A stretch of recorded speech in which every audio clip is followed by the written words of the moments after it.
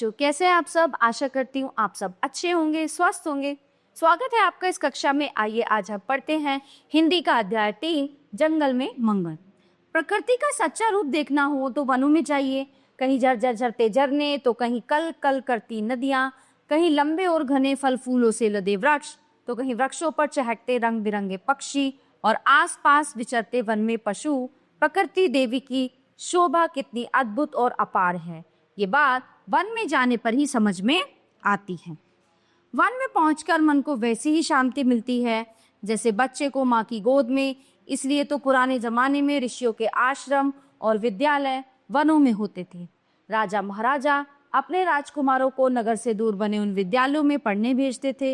इतना ही नहीं, वे स्वयं भी गृहस्थाश्रम के बाद राजपाट त्याग कर वन प्रवेश करते थे और वहां कुटी बनाकर शांति से रहते थे। वनों से हमारा संबंध युग युग से चला आ रहा है। हमारे पूर्वज वन में रहते थे। नगरों में बस जाने के बाद भी वे पर्व त्योहार और मेलों के बहाने दौड़कर प्रकृति के निकट चले जाते थे। वैसे ही जैसे प्रवास पर्यटन के बहाने आज हम लोग भी प्रकृति माता की गोद में चले जाते हैं और फिर तरोताजा होकर लौटते हैं। वन हमारे राष्ट्र की संपत्ति है।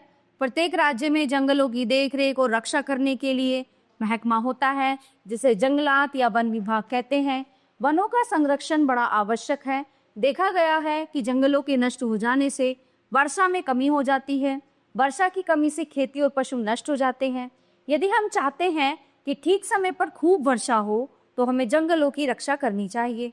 जलवायु को ठीक रखने और प्रदूषण को रोकने के लिए भी वन संरक्षण अत्यंत आवश्यक। वनों से हमें बहुमूल्य लकड़ियां पदार्थ मिलते हैं।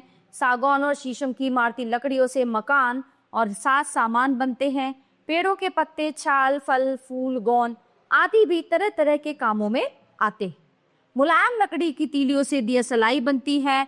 खैर के पेड़ से पान में खाने का कत्ता मिलता है। बांस से टोकरियां, चटाइयां, चारपाइयां आदि बनती हैं। बांस का उपयोग कागज बनाने के लिए होता है। मध्य प्रदेश में बांस से अखबार का कागज तैयार किया जाता है। कहने का तात्पर्य ये है कि प्रकृति का बनाया हुआ एक भी पेड़ या पौधा अनुपयोगी नहीं है। जंगल में उगने वाली वनस्पतियों से दवाएं बनती हैं। यहाँ तक कि व्यर्थ दिखाई पड़ने वाली घास भी पशुओं के चारे के काम में। हमें याद रखना चाहिए कि जंगल, खेती, पशु और मनुष्य में घनिष्ठ संबंध है। बिना विचारे जंगल पर चलाई गई कुल्हाड़ी न केवल जंगल को बल्कि शेष तीनों को भी हानि पहुंचाती है। अब लोगों को वन संरक्षण का महत्व समझ में आता जा रहा है। जगह जगह नए वृक्ष रोपे जा रहे हैं। वन महोत्सव मनाए जा रहे हैं। एक बार फिर जंगल में मंगल होने। प्यारे बच्चों, ये था हमारा पाठ जो यहीं पे समाप्त होता है। आशा करती हूँ ये आपको बहुत अच्छे से समझ आया होगा। मिलते हैं अगली कक्षा में। धन्यवाद।